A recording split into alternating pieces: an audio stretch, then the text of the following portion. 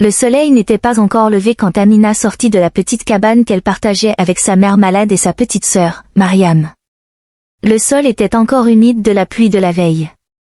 Elle prit son grand sac en jute, usé par le temps, et descendit le sentier poussiéreux qui menait à la décharge. Autour d'elle, des enfants couraient pieds nus, fouillant les tas d'ordures avec des bâtons. Les adultes, eux, triaient le plastique, le fer, le cuivre. Une odeur forte de pourriture et de fumée planait dans l'air. C'était le quotidien d'Amina. Pourtant, dans son regard, il y avait quelque chose d'indomptable, une lueur. Elle levait souvent les yeux vers la ville, là-bas, derrière les collines. Les gratte-ciels brillaient au loin comme des étoiles qu'elle ne pouvait toucher. Un jour, murmura-t-elle à sa sœur, j'irai là-bas. Je ne veux pas vivre toute ma vie ici, Mariam. Là-bas, ils ne veulent pas de nous, répondit la petite. Alors je ferai en sorte qu'ils n'aient pas le choix. Chaque jour, elle ramassait des bouteilles, du plastique, du métal. Elle gagnait à peine de quoi acheter du riz et des médicaments pour leur mère. La vie était dure, mais Amina refusait de plier point un matin, alors qu'elle fouillait un vieux tas de détritus derrière le marché, Amina trouva un livre. Il était trempé, couvert de boue, mais les images à l'intérieur l'intriguèrent. C'était un manuel illustré sur le recyclage et la création artisanale. Elle le nettoya du mieux qu'elle put et l'emporta chez elle. Le soir, à la lueur d'une lampe à pétrole, elle tourna les pages lentement. On y montrait comment transformer les déchets en bijoux, en sacs, en objets décoratifs. « Tu crois que je peux faire ça, Mariam ?» demanda-t-elle. « Toi ? Bien sûr. Tu réussis toujours tout ce que tu veux. » Ces mots furent comme une bénédiction. À partir de ce jour, Amina ne vit plus les déchets comme avant. Elle y voyait de la matière, de la possibilité, de la beauté cachée. À eu début, tout le monde se moqua d'elle. Quand elle lavait les bouteilles et tressait les sacs avec des bandes de plastique, les autres enfants riaient. Regarde la fille des ordures. Elle croit qu'elle est une artiste. Amina la folle. Toujours avec ses déchets. Mais elle ne répondit jamais. Le rire des autres ne pesait pas lourd face à la voix de l'espoir qu'elle entendait au fond d'elle. Les jours passèrent, puis les semaines. Sa mère mourut une nuit de fièvre. Amina enterra sa douleur dans le silence. Elle devint à la fois sœur, mère et père pour Mariam. La faim les hantait, mais Amina continuait à créer.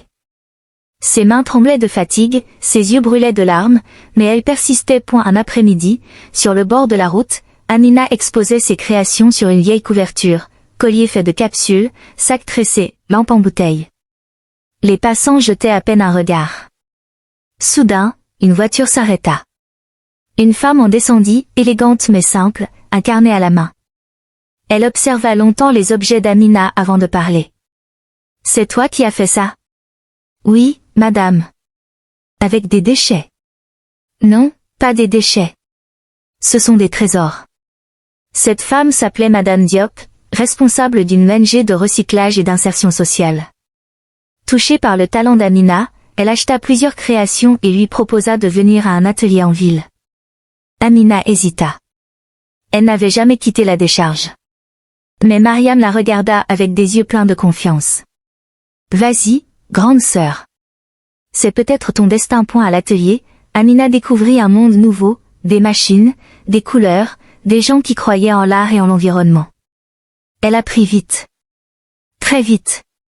Ses créations attirèrent l'attention. On les exposa dans un salon du développement durable. Un jour, un touriste acheta plusieurs de ses pièces et posta des photos sur les réseaux sociaux. En quelques jours, le nom Amina devint viral. Les médias parlèrent d'elle. La fille du dépotoir qui transforme les ordures en or. Des commandes affluèrent. Des boutiques écologiques la contactèrent. L'ONG l'aida à créer une petite entreprise, Lueur Verte. Amina engagea d'autres enfants du quartier, ceux qui naguère se moquaient d'elle. Elle leur apprit à recycler, à fabriquer, à rêver. Les bénéfices grandirent, et Amina devint une entrepreneuse respectée. Mais elle ne s'arrêta pas là. Elle économisa, investit, apprit à lire, à écrire, puis à gérer une entreprise. Sa sœur Mariam, devenue adolescente, reprit les études.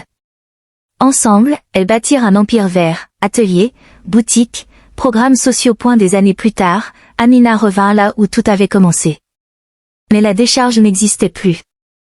À sa place, un terrain vert, des arbres, et au centre, un grand bâtiment blanc, l'Académie des décombres.